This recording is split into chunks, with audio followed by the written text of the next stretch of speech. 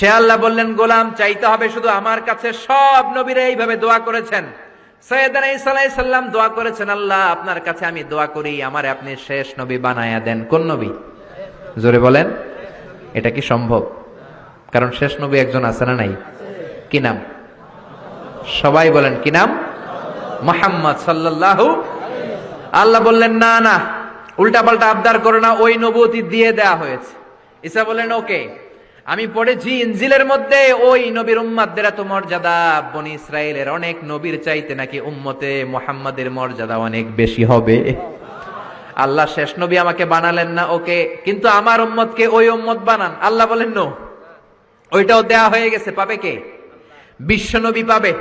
বিশ্ব নবীর উম্মত আমরা হলাম উম্মতে মুহাম্মাদি। আমাদের মধ্য থেকে যারা আলেম হবে, হক্কানি আবেদ হবে, আল্লাহর ওলি হবে, বনি ইসরাইলের অনেক নবীদের চাইতেও তাদের মর্যাদা বেশি হয়ে যাবে। সুবহানাল্লাহ। এবার উনি চোখের পানি ছেড়ে দিলেন। আল্লাহ দোয়া করলাম আমারে শেষ নবী বানান, বানালেন না। দোয়া করলাম আখিরি উম্মত আমারে দেন, আমারে দিলেন না। এবার আমি দোয়া করি, এই দোয়া কিন্তু ফেলতে পারবেন না। আল্লাহ বললেন, করো করো। সাইয়েদনা ঈসা বললেন, আল্লাহ তাহলে আপনি আমাকে এই পৃথিবীর মধ্যে ওই নবীর উম্মত করে আরেকবার দুনিয়াতে পাঠানো লাগবে। সুবহানাল্লাহ। কবুল করে নিল কে? পৃথিবীতে একজন নবী এখনো মরে নাই। কি নাম? ঈসা আলাইহিস সালাম। উনি আসবেন। ইমাম মাহাদির 7 বছর যখন হবে, তার গভর্নিং 7 বছর চলে যাওয়ার পরে আসবেন। ঈসা আলাইহিস সালাম যখন আসবেন, এসে দাজ্জালকে, অ্যান্টি খ্রাইস্টকে নিজ হাতে হত্যা করবেন। চিল্লায় বলেন ঠিক কিনা? এটা ছিল ঈসা নবীর দোয়া। এবার বিশ্ব নবী কোন দোয়া করেছেন জানার দরকার আছে না নাই? বিশ্ব নবী বলেন, লিকুল্লি নবীন দাওয়াতুন মুস্তাজাবা। প্রত্যেক নবীর জন্য একটা করে দাওয়া মুস্তাজাবা আছে। আলেম যারা আছেন তারা বুঝবেন, দাওয়া মুস্তাজাবা মানে এমন দোয়া যেটা কবুল হয়ে যায়। দোয়া করলেই, কথা বলেন, দোয়া করলেই কবুল। এরকম দোয়া রব্বুল আলামিন সব নবীকে একটা একটা করে দিয়েছেন। ওই দোয়াটা করলেই সেকেন্ডের মধ্যেই কবুল করে দেয় কে? আল্লাহ। সব নবী ওই দোয়া দুনিয়াতেই করে ফেলেছে।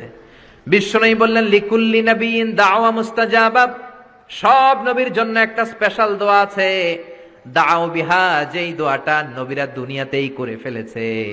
ওয়া ইন্নী আখতাবিউ দাওয়াতি শাফাআতান লি উম্মতি ইয়াউমাল কিয়ামাহ। আল্লাহু আকবার। আর আমি আমার দাওয়া মুস্তাজাবা স্পেশাল দোয়াটা এখনো করি নাই। আমার দোয়াটা এখনো আমি জমিয়ে রেখেছি। কিয়ামতের কঠিন ময়দানে আমার উম্মত যখন বিপদে পড়ে যাবে, আমার উম্মতের জান্নাতে যাওয়ার ব্যাপারে ঝামেলা লেগে যাবে, আল্লাহর অনুমতি ক্রমে শাফাত করে করে আমি আমার উম্মতদেরকে জান্নাতে ঢুকিয়ে দেব। তখন আমি ওই দোয়াটা করব। বিশ্বনবী সেজদায় পড়ে থাকবেন কিয়ামতের ময়দানে। সব নবীরাও বলবে, ইয়া নাফসি ইয়া নাফসি। কেউ যখন আল্লাহর কাছে যেতে পারবে না, সবাই মিলে বিশ্বনবীর কাছে যাওয়ার পরে বিশ্বনবী তখনও মাথা তুলবেন না। বিশ্বনবী কপাল ঠুকে কেঁদে কেঁদে বলবেন, রব্বি হাবলি উম্মতি। ও আল্লাহ, আমার উম্মতকে আপনি মাফ করে দেন। সুবহানাল্লাহ। আল্লাহ বলবেন, নবী ইরফা রাসাক, মাথা উঠান। সাল তুতা, আজকে যা চাইবেন তাই দিব। ইশফা তুশাফা, যারাই শাফাত করবেন আমার অনুমতি ক্রমে কবুল করে নিব। সুবহানাল্লাহ। বিশ্বনবী চাইলে ওই দোয়াটা দুনিয়াতেই করতে পারতেন, অন্য নবীদের মতো, ঠিক কিনা? অন্য নবীরা যেমনি নিজেদের প্রয়োজনে ওই দোয়াটা দুনিয়াতেই করেছে, আমার নবীকে ওই রকম করেছে নাকি? তার মানে আমার নবীর আমাদের জন্য মায়া বেশি না কম?